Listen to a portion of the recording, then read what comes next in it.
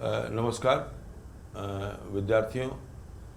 आज एक कहानी पर हम लोग विचार करने जा रहे हैं। वो कहानी है भोला राम का जीव। और इसके रचनाकार हैं हरिशंकर परसाई। आपने हरिशंकर परसाई का नाम सुना होगा। वे व्यंग के बहुत बड़े रचनाकार हैं।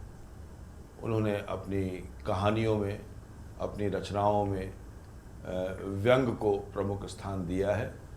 और जब हरिशंकर परसाई ने व्यंगपूर्ण रचनाएं लिखनी शुरू की तो उस समय से ही एक बहस चली कि व्यंग एक विधा है या शैली। हरिशंकर परसाई के लिखने से पहले आमतौर पर व्यंग को एक शैली के रूप में ही जाना जाता था। लेकिन जब हरिशंकर परसाई लिखने लगे तो एक बहस चल पड़ी कि व्यंग क्या एक विधा भी हो सकती है। और हरिशंकर परसाई की रचनाओं ने ही ये स्थापित किया कि व्यंग एक विधा है, केवल यह एक शैली नहीं है।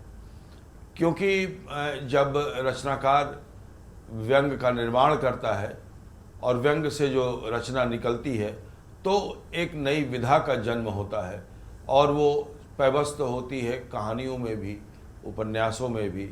और व्यंग जो है वो उसको धारदार बनाता है। तो ये जो भोला राम का जीव है, इसके माध्यम से हरिशंकर परसाई ने एक ऐसी कहानी कही है जो बहुत सामान्य कहानी है। और वो कहानी ये है कि भोला राम नाम का एक व्यक्ति है। वो एक किसी दफ्तर में काम करता है और वो रिटायर हो गया है। रिटायर होने के बाद वो अपने पेंशन के लिए अर्जियां लगाता है, कोशिश करता है, लेकिन उसकी पेंशन नहीं मिल पाती। तो उसी की कथा को एक बड़े ही रोचक अंदाज में इस कहानी में पेश किया गया है। ये केवल एक भोला राम की कहानी नहीं है, केवल एक व्यक्ति की कहानी नहीं है, बल्कि एक पूरे तंत्र की कहानी है कि किस तरह से कोई तंत्र इतना भ्रष्ट हो सकता है कि वो एक व्यक्ति को एक फाइल में छिप जाने को मजबूर करता है। पौराणिक वेश में ये कथा हमारे सामने आई। और कथा ये है कि जब भोला राम की आत्मा को या भोला राम के जीव को जब यमदूत ले जा रहे होते हैं यमराज के पास, तो वो रास्ते में कहीं गुम हो जाता है और बड़ी परेशानी होती है। बिल्कुल चित्रगुप्त जी जो लेखा जोखा रखते हैं कि कौन व्यक्ति कब मरा और उसकी जो एक पूरा विवरण रखते हैं अपने बही में, अपने किताब में, तो वो बड़े चकित होते हैं कि बही में तो नाम सही लिखा हुआ है लेकिन वो अभी तक पहुंचा नहीं। उसके बाद नारद मुनि को ये काम सौंपा जाता है कि आप भूलोक पर जाइए और जाके ढूंढिए कि भोला राम का जीव गया कहाँ। तो सबसे पहले वो भोला राम के घर जाते हैं और ये देखते हैं कि भोला राम का जो परिवार है वो बड़ी ही दयनीय स्थिति में है और बहुत गरीबी की स्थिति में है। तो वो पूछते हैं नारद मुनि की कहाँ है भोला राम जी। तो बोले कि भोला राम जी की तो मृत्यु हो चुकी है लेकिन अभी तक उनका पेंशन नहीं मिला है। तो वो पेंशन की खोज में उस दफ्तर में जाते हैं जिस दफ्तर में भोला राम कभी काम किया करते थे। तो उस दफ्तर में जाकर वो ढूंढने की कोशिश करते हैं और उसमें जो वाकया घटता है उस वाकये से पूरा तंत्र, पूरा समाज, पूरी नौकरशाही को वो पर्दाफाश करते हैं।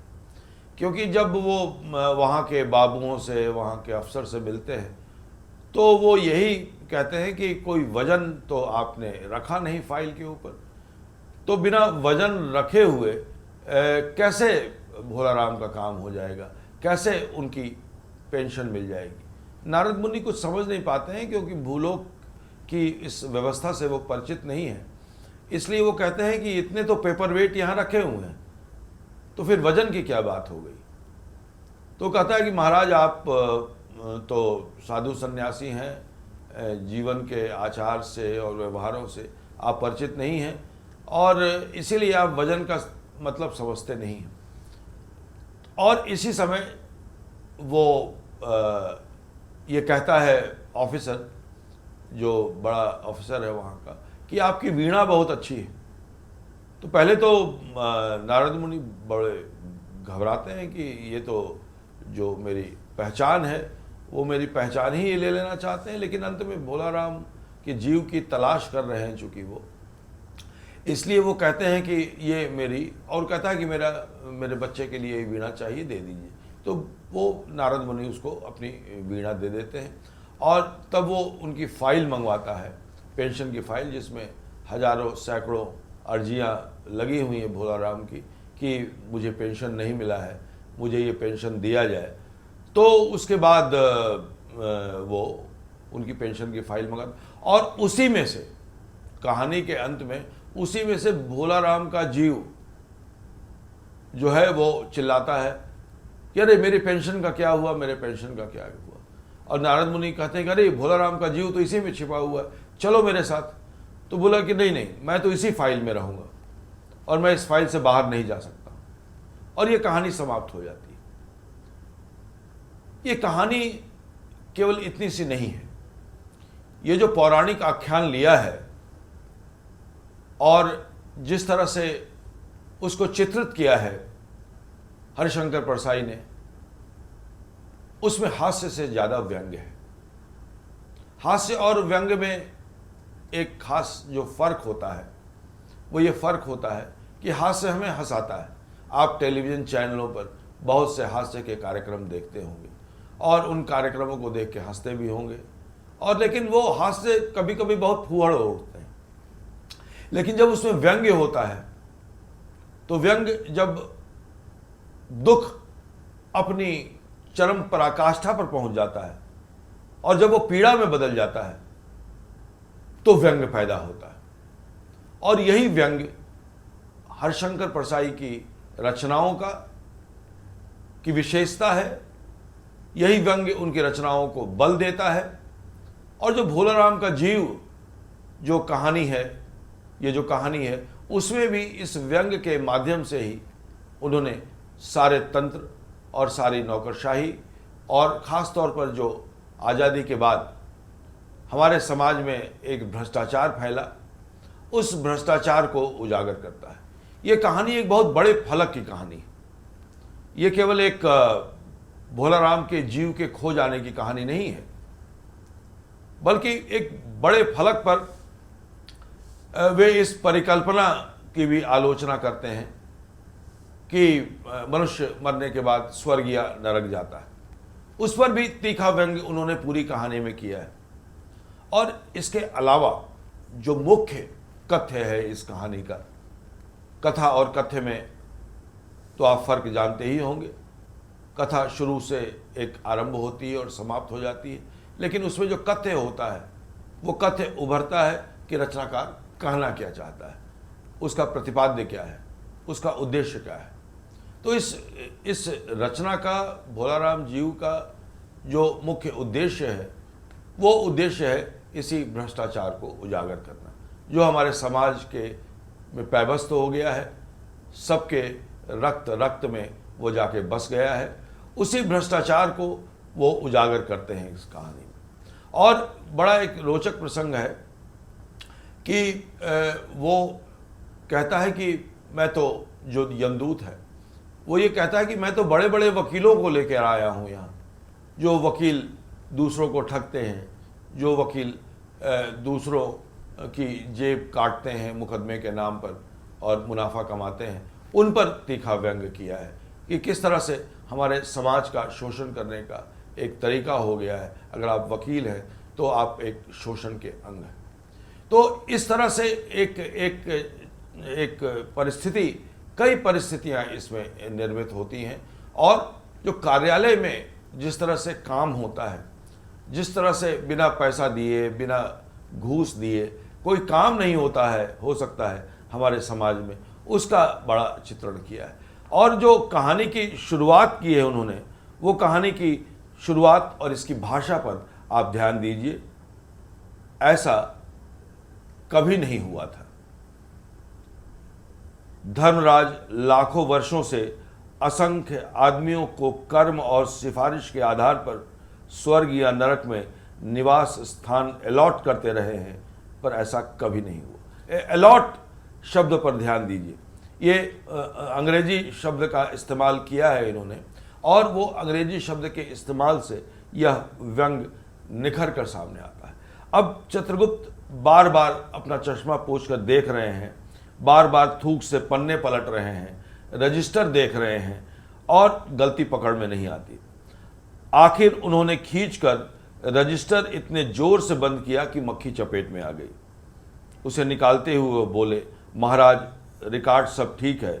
भोलाराम के जीव ने 5 दिन पहले देह त्यागी और यमदूत के साथ इस लोक के लिए रवाना भी हुआ, पर यहाँ अभी तक नहीं पहुंचा। अब भोलाराम का जीव तो नहीं ही पहुंचा, यमदूत भी नहीं पहुंचा। बेचारा खोज रहा था कि वो जीव चला कहाँ गया। तो और ये जो मक्खी मरने का प्रसंग है, ये मक्खी मारने का प्रसंग का क्या उद्देश्य है? क्योंकि कोई भी समर्थ रचनाकार किसी भी प्रसंग का जिक्र निरुद्देश्य नहीं करता है।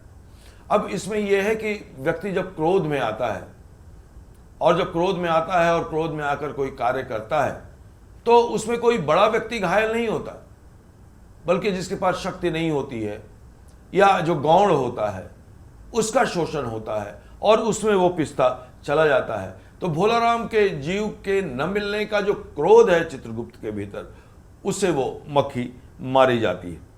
और ऐसा अभी सोच रहे ही होते हैं कि वो यमदूत भागा भागा आता है। इसी समय द्वार खुले और एक यमदूत बहुत बदहवास सा वहाँ आ गया। उसका मौलिक कुरूप चेहरा परिश्रम, परेशानी और भय के कारण और भी विकृत हो गया था। उसे देखते ही चित्रगुप्त चिल्ला उठे, अरे तू कहाँ रहा इतने दिन? भोलाराम का जीव कहाँ है? और इसके बाद से कहानी आगे बढ़ती है और यमदूत ये बताता है कि दया निधान मैं कैसे बताऊं आपको, आज तक मैंने धोखा नहीं खाया, पर इस बार भोलाराम का जीव मुझे चकमा दे गया। 5 दिन पहले जब भोलाराम ने अपना देह त्यागा था, तब मैंने उसे पकड़ा और उसे लोक की यात्रा आरंभ की। नगर के बाहर ज्यों ही मैं आया और तीव्र वायु तरंग पर सवार हुआ, तो ही वह मेरे चंगुल से छूट कर न जाने कहाँ गायब हो गया। इन 5 दिनों में मैंने सारा ब्रह्मांड खोज डाला, छान डाला, पर उसका पता नहीं चला। दूत ने सिर झुकाकर कहा, महाराज, मेरी सावधानी में बिल्कुल कसर नहीं थी। मेरे इन अभ्यस्त हाथों से अच्छे अच्छे वकील नहीं छूट पाते हैं, पर इस बार तो कोई इंद्रजाल ही हो गया। और उसके बाद चित्रगुप्त जी एक टिप्पणी करते हैं, और इस टिप्पणी के माध्यम से ये बताते हैं कि भ्रष्टाचार कैसे फैला हुआ है। महाराज, आजकल पृथ्वी पर इस प्रकार का बहुत सारा व्यापार चल रहा है। लोग दोस्तों को फल भेजते हैं और वे रास्ते में ही रेलवे वाले उड़ा लेते हैं। हौजरी के पार्सलों के मोजे रेलवे अफसर पहना करते हैं। मालगाड़ी के डब्बे रास्ते में कट जाते हैं। एक बात और हो रही है, राजनीतिक दलों के नेता विरोधी नेता को उड़ाकर कहीं बंद कर लेते हैं। कहीं भोलाराम के जीव को भी तो किसी विरोधी ने मरने के बाद भी खराबी करने के लिए उड़ा नहीं दिया। अब देखिए, समाज की बात करते करते वो राजनीति पर व्यंग करते हैं। आप देखते हैं, अपने समाज में देखते होंगे, टेलीविज़न पर सुनते होंगे कि किस तरह जब पार्टी बदलने की बात आती है या सरकार बनने की बात आती है, तो किस तरह राजनीतिक दल के नेता एक दूसरे दल के नेताओं को पकड़ते हैं और दूसरी जगह रख देते हैं, आदि आदि। तो राजनीतिक दलों पर भी उन्होंने सीधा व्यंग किया। व्यंग करते हैं धर्मराज यानी यमराज। वो कहते हैं कि तुम्हारे भी रिटायर होने का समय आ गया है। अरे भाई, ये बताओ कि भोला राम एक नगण्य व्यक्ति है। वो नगण्य व्यक्ति कैसे, उसके पीछे कौन पड़ेगा? अरे वो दीनहीन आदमी है, उसको कौन अगवा करेगा, उसको कौन किडनैप करेगा? तभी वहाँ नारद मुनि आते हैं, जैसे मैंने आपको बताया था, और नारद मुनि कहते हैं कि क्या वो चिंता हरण व्यक्ति हैं, सबकी चिंता हरते हैं नारद मुनि। और वो तब बताते हैं धर्मराज कि ये समस्या हो गई है और ऐसा कभी नहीं हुआ कि कोई जीव यमदूत के हाथों से छटक कर चला गया हो। अब देखिए, नारद मुनि एक बात कहते हैं, अभी राजनीतिज्ञों पर तो व्यंग हो गया, अब वो कहते हैं क्या उस पर कोई इनकम टैक्स का बकाया था क्या? उन्हीं लोगों ने उन्हें रोक लिया हो। अब इनकम टैक्स के कर्मचारी, अधिकारी, वो पूरा तंत्र किस तरह से काम करता है, वो इन एक पंक्तियों में व्यक्त हो जाता है। तो चित्रगुप्त महाराज बोलते हैं कि भाई उसके पास क्या था? वो तो भूखा व्यक्ति था, भुखमरी से पीड़ित था। इनकम होती तब तो इनकम टैक्स देता। तो देखिए क्या विडंबना, किस विडंबना की ओर ये कहानी हमें ले जाती है। तो नारद कहते हैं कि ये मामला बड़ा दिलचस्प है और मैं अभी जाता हूं भूलोक। तो वो घर गए, चित्रगुप्त ने रजिस्टर देखा और रजिस्टर देखकर बताया कि भोला राम का पता कहाँ है, वो किस शहर में रहता है। इसमें जबलपुर शहर का नाम दिया गया है। हरिशंकर परसाई भी वहीं के रहने वाले थे। और बताता है कि जाओ उनके घर जाओ। तो जब पहुंचते हैं तो मकान कैसे पहचान में आता है?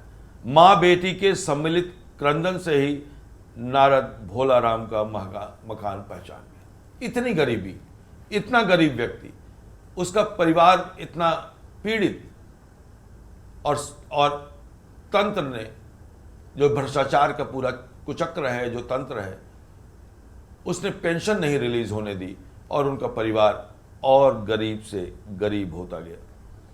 वो जाते हैं, वो समझती है भोला राम की पत्नी कि कोई महाराज आए हैं, उनको भिक्षा वगैरह चाहिए।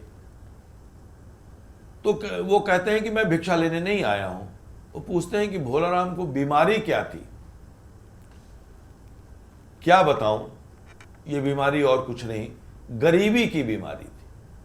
माने हमारे देश में गरीबी है, गरीब लोग हैं, उन गरीब लोगों का शोषण कैसे तंत्र करता है, इस पर एक व्यंग करते हैं।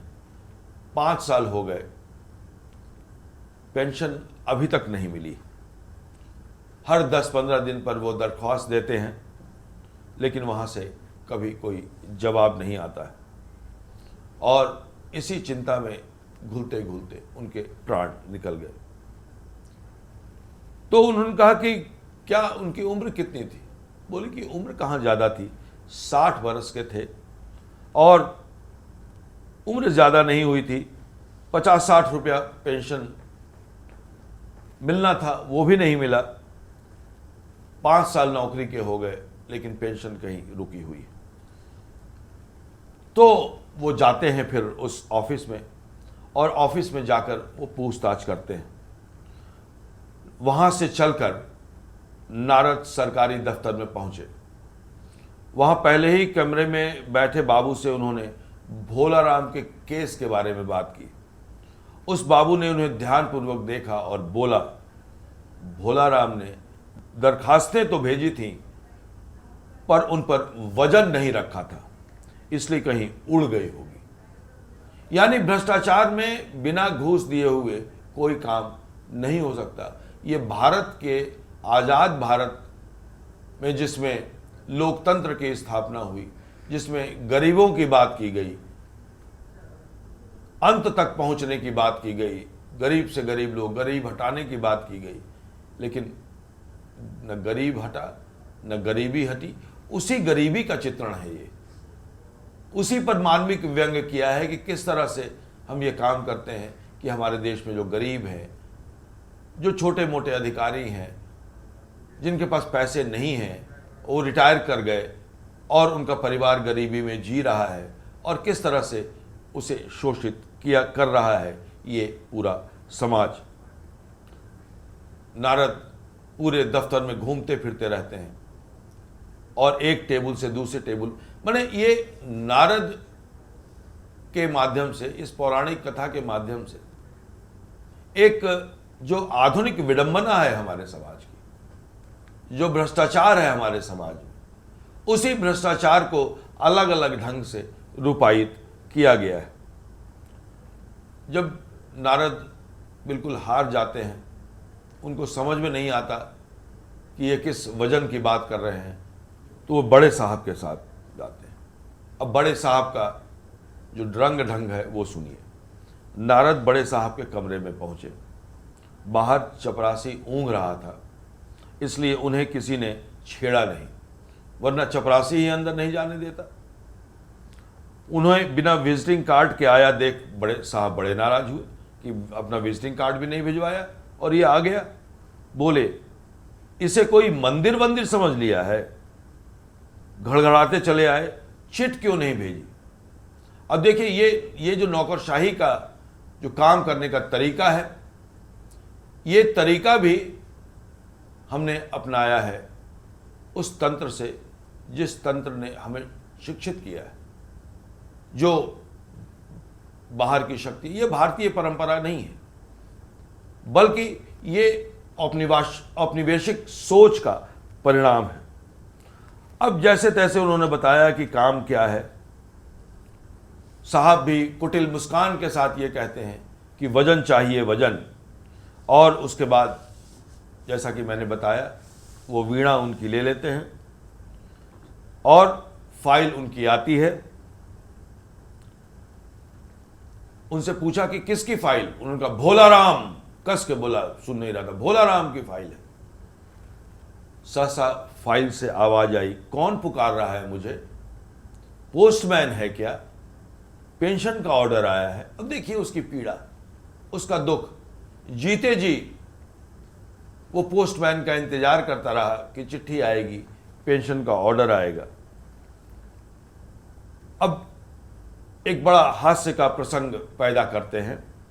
साहब डरकर कुर्सी से लुढ़क गए, कौन बोल रहा है फाइल में से? पर दूसरे ही क्षण बात समझ गए, बोले, भोलाराम। तुम क्या भोलाराम के जीव हो? फिर नारद ने कहा, मैं नारद हूं, मैं तुम्हें लेने आया हूं, चलो स्वर्ग में तुम्हारा इंतजार हो रहा है। आवाज आई, मुझे नहीं जाना, मैं तो पेंशन की दरखास्तों में ही अटका हूं, यही मेरा मन लगा है, मैं अपनी दरखास्तें छोड़कर नहीं जा सकता। ये पूरी कहानी आपने सुनी और क्या लगा आपको इस कहानी को पढ़कर? ऐसा लगा ना कि जिस व्यवस्था में हम जी रहे हैं वो व्यवस्था कितनी सड़ी गली व्यवस्था है। इस व्यवस्था में भ्रष्टाचार कितने भीतर तक फैल गया है।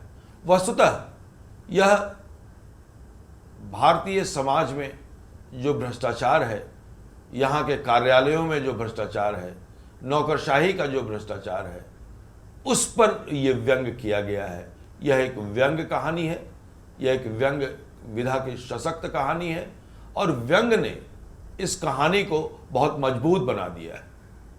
आपने देखा होगा कि किस तरह से एक पौराणिक आख्यान को लिया गया है और उस पौराणिक आख्यान के माध्यम से आधुनिक समय में आज़ाद भारत की जो विडंबनाएं हैं, उन विडंबनाओं को प्रस्तुत और पेश किया गया है और उसके अनुसार हमें इस समाज को देखने का एक चश्मा मिलता है, एक दूरबीन थमा देते हैं कि सारी चीज़ों को हम नज़दीक से, दूर रहकर भी नज़दीक से देख सकें। यही एक रचना का महत्व है। हम किसी दफ्तर में जाते हैं, ठोकरें खाते हैं और घर निराश होकर वापस लौटते हैं। यही एक कथा है, एक सामान्य व्यक्ति की कथा है और आज़ाद भारत में सामान्य व्यक्ति की क्या स्थिति है, इसको उजागर करती है ये कहानी। और ये कहानी इसलिए सशक्त है कि हमारी भी कहानी है, आपकी भी कहानी है और ये घर घर की कहानी है। तो इस कहानी को पढ़िए, इस कहानी को विश्लेषित कीजिए और इस कहानी को पढ़कर जो कुछ आज समझते हों, जो कुछ भी इस व्याख्यान के दौरान जो बातचीत हुई उसको समझते हों, उसको कहानी पढ़िए, अपनी भाषा में लिखिए, अपने अनुभवों से उसे जोड़िए, क्योंकि हर पाठ अलग अलग हो जाता है पाठक के पढ़ने से। ये मैंने इस पाठ को पढ़ा, एक व्याख्या की, हो सकता है कि आप इस पाठ को पढ़ेंगे तो एक अलग व्याख्या कर सकते हैं, क्योंकि आपका प्रसंग अलग होगा, आपकी भूमि अलग होगी, आपके अनुभव अलग होंगे और इस प्रकार आप इस कहानी को समझ सकेंगे बेहतर ढंग से, अपने आसपास को बेहतर ढंग से देख सकेंगे और आप समाज से इस भ्रष्टाचार को दूर करने के लिए प्रेरित भी हो सकेंगे कि और यदि आप कहीं काम करने जाएंगे तो आपको भोला राम का जीव जरूर याद हो रहेगा और आप कोई भी ऐसा काम नहीं करेंगे कि भारत के सामान्य जन को तकलीफ हो, क्योंकि जब आप कहीं काम करने जाते हैं तो आपके अंदर एक सेवा भाव होना चाहिए, वो सेवा भाव आपके भीतर होना चाहिए। तो ये एक नैतिक पतन की जो ये कहानी आपको सुनाई गई है, उससे आप एक नैतिक सीख लीजिए कि आप जहाँ भी जाएंगे भ्रष्टाचार में लिप्त नहीं होंगे, भ्रष्टाचार के खिलाफ आवाज़ उठाएंगे और इसी से भारत एक अच्छा राष्ट्र बन सकेगा। जिस दिन भारत भ्रष्टाचार से मुक्त हो जाएगा, उस दिन भारत संपूर्ण विश्व का सबसे मजबूत और विकसित देश होगा। बहुत बहुत धन्यवाद। नमस्कार।